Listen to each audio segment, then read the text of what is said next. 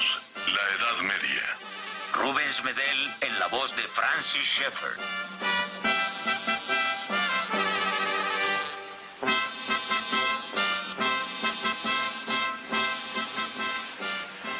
Roma decayó debido a la degeneración interna de todo el sistema romano. El imperio decayó. Siguió una época de confusión social, intelectual y política, y después un despertar gradual cultural, la Edad Media. A la vez que decayó el aprendizaje en Europa, los antiguos manuscritos de los clásicos griegos y latinos, así como la Biblia, se preservaron, se copiaron y se recopiaron. Sin embargo, el cristianismo original y primitivo del Nuevo Testamento gradualmente se fue distorsionando.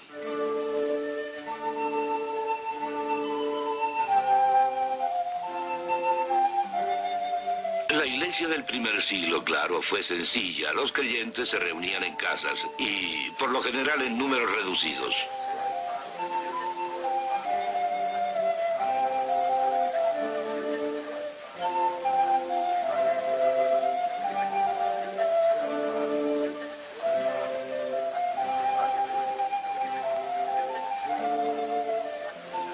Cuando se reunían en estos pequeños grupos, se dedicaban al canto de salmos y alabanzas.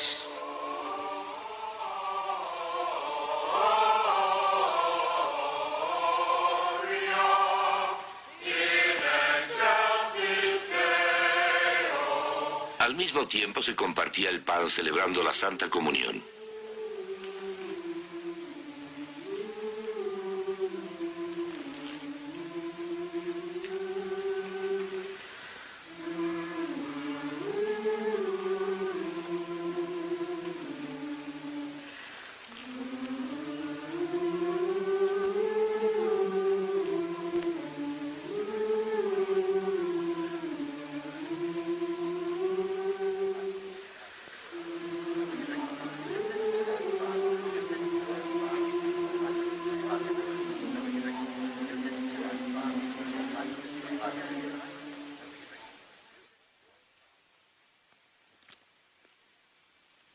La iglesia del primer siglo hizo hincapié principalmente en la predicación de la Biblia como la palabra absoluta e infalible de Dios. Si se lee el libro Los Hechos de los Apóstoles, por ejemplo, vemos que se hace muchísimo énfasis en el contenido. La religiosidad no era, como piensa ahora el hombre del siglo XX, algo que se encuentra dentro del área del irracionalismo. En realidad se trataba del contexto, se trataba ahí de la resurrección de Cristo en espacio y en tiempo. Reconocían al Antiguo Testamento como la palabra de Dios. Lo que esta gente creía en realidad era en la veracidad de ello, no en su religiosidad y ni siquiera básicamente en la experiencia religiosa, sino en la veracidad. Observad los frescos de esta catacumba cristiana, pintados antes de la Edad Media. Aunque solo se representen, son gente real, viviente en un mundo real.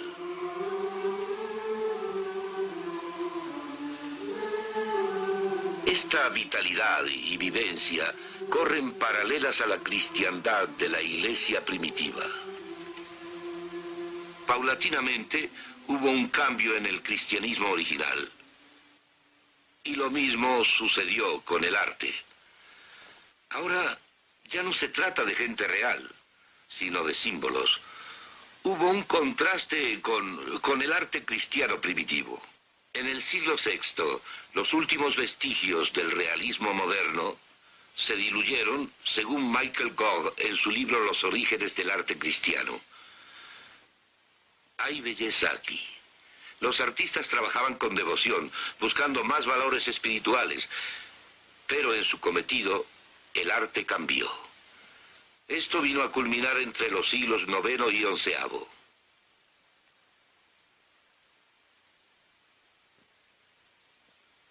Me gustaría volver por un momento a los primeros días de la Edad Media. La iglesia cristiana se alejó de la antigua música romana debido a su relación con las ceremonias religiosas paganas y las prácticas sociales romanas.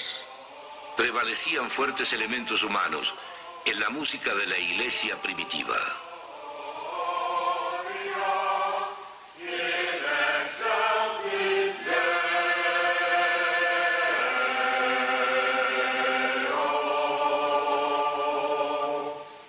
Citaré, por ejemplo, a Ambrosio, obispo de Milán en el siglo IV, quien compuso himnos y enseñó a su pueblo a cantarlos. Esto fue una innovación en esos días.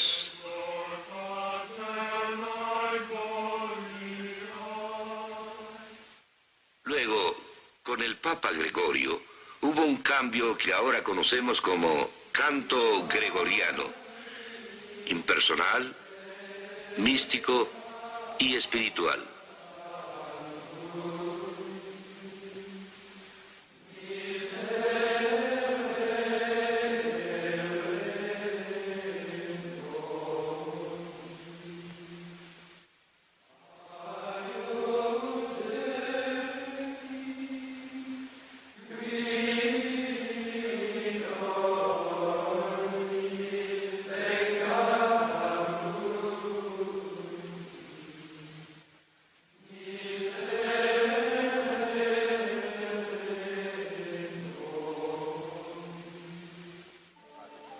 Desde los primeros días, los cristianos han luchado por continuar con la filosofía de Cristo, de que estarían en el mundo, pero no como parte de él. Esto retó a la actitud cristiana en cuanto a las posesiones materiales y el modo de vida. En la iglesia primitiva se reconocía a los creyentes por su extremada generosidad. Sus enemigos lo admitían.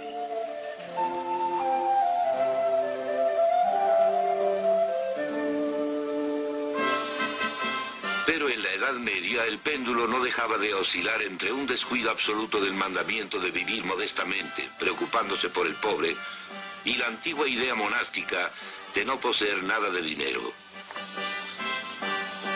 La corte papal era recriminada por su afán materialista. Juan de Salisbury dijo al Papa en su cara que el pueblo pensaba que... La iglesia romana, que es la madre de todas las iglesias, se comporta más como madrastra que como madre. Escribas y fariseos depositaban en cada hombro del pueblo una carga demasiado pesada para llevar a cuestas. Se ajuareaban con fina ropa y había en sus mesas platos preciosos. El pobre podía raramente ser admitido.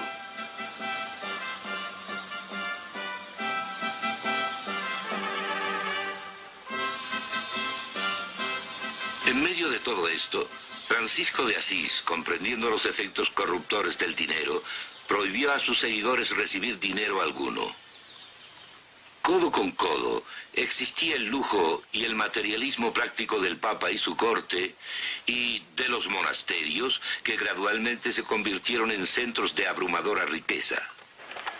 La Iglesia en la sociedad medieval hizo intentos por controlar los abusos de dinero en la sociedad. Primero trató de prohibirlo, luego quiso limitar las tasas de intereses. Después, con el apoyo de los soberanos seglares, intentó imponer precios justos.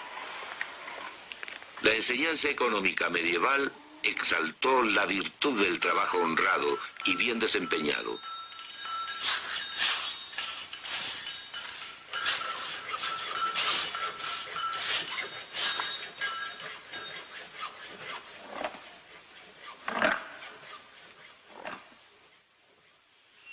Cuando la vejez o la enfermedad hacía imposible trabajar a la gente de la Edad Media, la Iglesia a menudo los proveía con hospitales y otras instituciones caritativas. Este hospital se abrió en Siena en la Edad Media, tal como se encuentra ahora. A pesar de que los pacientes del siglo XX están orgullosos de los avances modernos de la medicina, al mismo tiempo, aún hoy pueden admirar el magnífico gusto artístico de aquellos decoradores de la antigua Siena.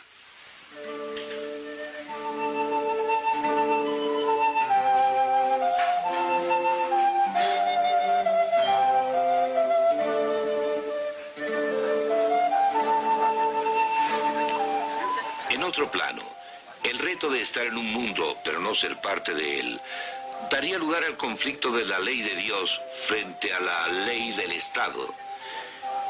En la iglesia primitiva no existía tal confusión entre la iglesia y el Estado, porque hasta los días de Constantino el Estado estaba establecido bajo bases no cristianas.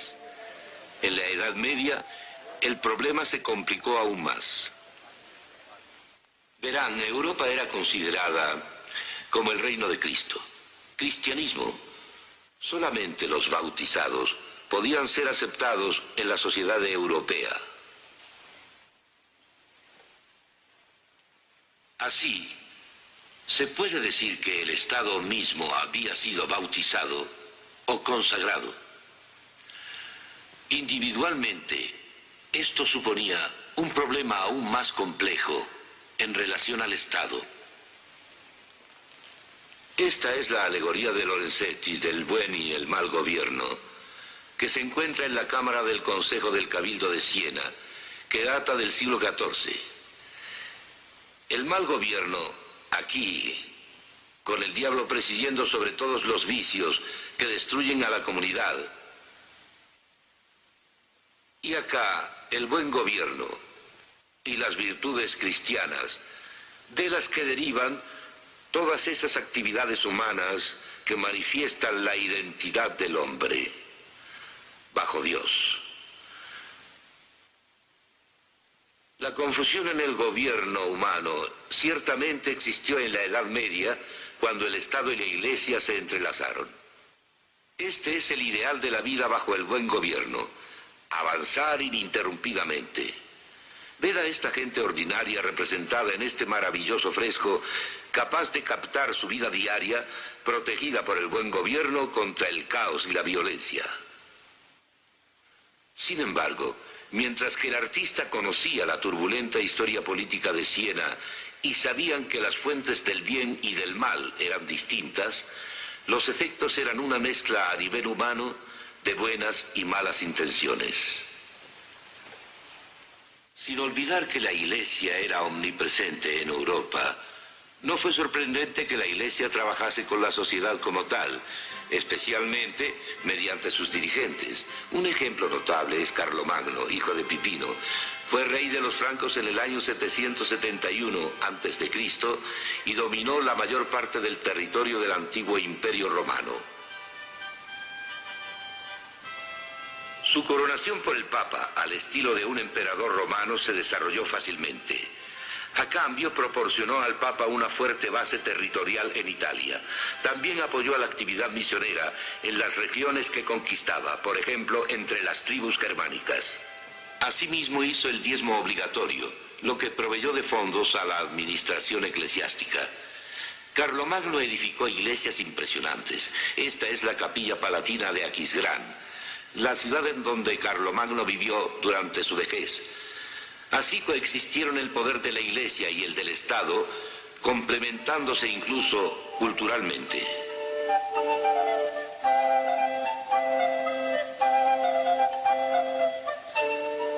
La época de Carlomagno significó un paso adelante en la cultura. Los objetos de arte no eran muchos, pero sí exquisitos. Denominar al periodo que los elaboró la Edad Oscura, como lo hizo un humanista del Renacimiento, es totalmente incorrecto. Carlomagno alentó a los eruditos.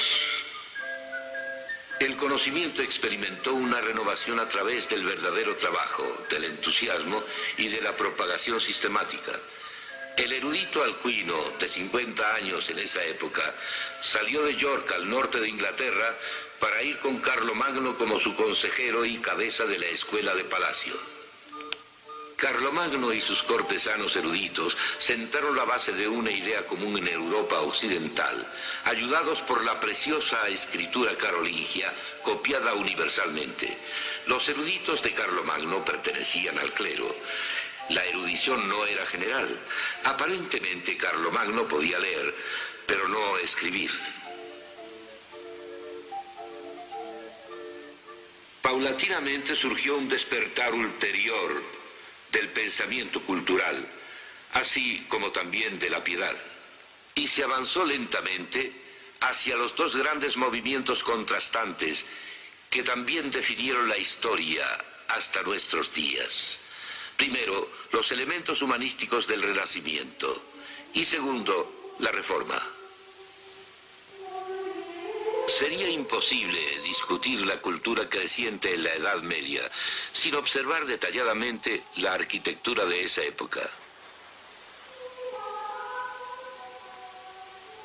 Esta es la Torre Blanca de la Torre de Londres, en donde está la Capilla de San Juan.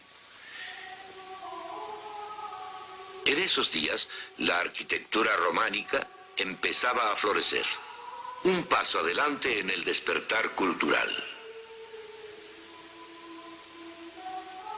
El arte románico se basa en la forma romana, pero añadió su propio gusto, como el arco de medio punto, muros gruesos e interiores sombríos.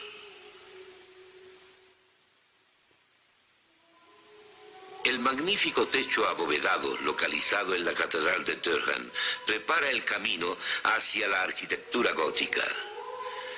La abadía de Saint-Denis, en las afueras de París, fue construida por Abbot Suger en 1140. Otro paso más en el despertar cultural de la Edad Media. Este es sin duda el lugar de nacimiento del estilo gótico. Observen los arcos ojivales en la Catedral de Chartres.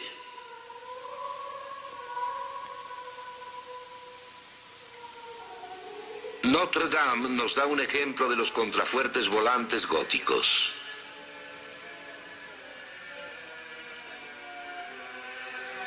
La Santa Capilla en París nos muestra sus grandes ventanas. Largos vitrales, miles de vitrales, y la maravilla del rosetón.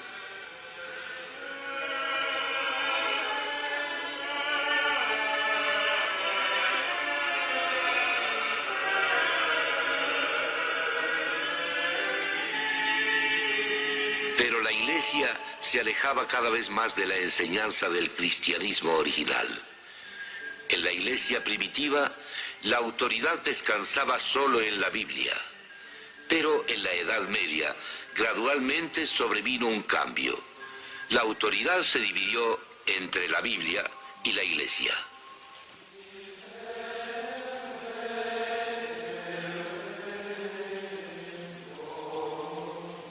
Luego vino Tomás de Aquino, monje dominico. Fue el teólogo prominente de ese período y sus ideas tienen aún mucha influencia. Tenía una visión incompleta de la caída del hombre, puesto que el hombre se había rebelado contra Dios. En su opinión, la voluntad del hombre estaba degradada o corrupta, pero su intelecto no. Como resultado de este énfasis, poco a poco la filosofía comenzó a actuar de una manera cada vez más independiente y autónoma. Más y más las enseñanzas de la Biblia y las de los filósofos clásicos no cristianos se mezclaron libremente. Él reintrodujo la enseñanza del filósofo griego Aristóteles, a pesar de que el Papa Urbano II previamente lo había prohibido. Debido a que Aquino hizo hincapié en Aristóteles, surgió un problema que más tarde sería crucial para los elementos humanísticos del Renacimiento. Aristóteles puntualizó las cosas individuales a nuestro derredor, los particulares. Este recoveco es un particular. Las moléculas que forman este recoveco son particulares. Y usted y yo somos particulares. Comenzando con el hombre y con las cosas individuales en el mundo, esos son los particulares. El problema entonces es cómo encontrar un último y adecuado significado para las cosas individuales. Y más importante, cómo encontrar un significado para el hombre, para la vida, y cuál será la base humana para la moral, los valores y la ley. Más tarde, la combinación de enseñanza bíblica y filosofía no cristiana planteó esta cuestión. ¿Es la Biblia realmente necesaria? ¿Se puede llegar a la verdad sin tener que consultarla?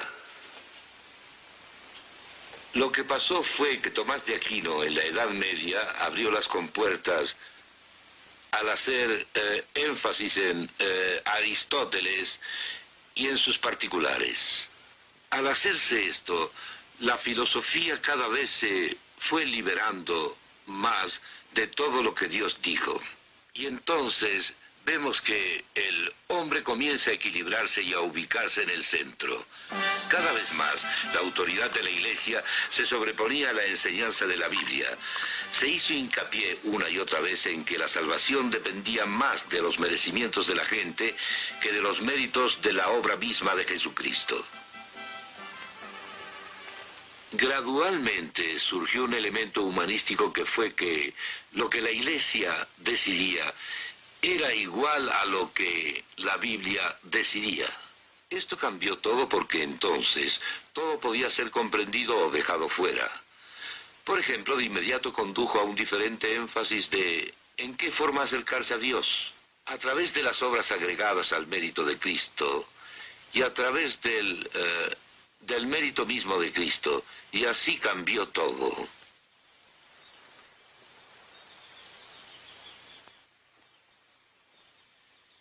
Al mismo tiempo, vino a dar lugar a una reacción en contra de estas distorsiones del cristianismo original. John Wycliffe, profesor de Oxford en el siglo XIV, levantó la voz y dijo: La Biblia es la autoridad suprema.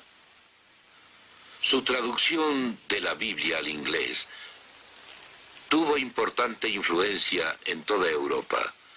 John Hus de Checoslovaquia dijo: La Biblia es la única autoridad concluyente. El hombre debe llegar a Dios solo mediante la obra de Cristo.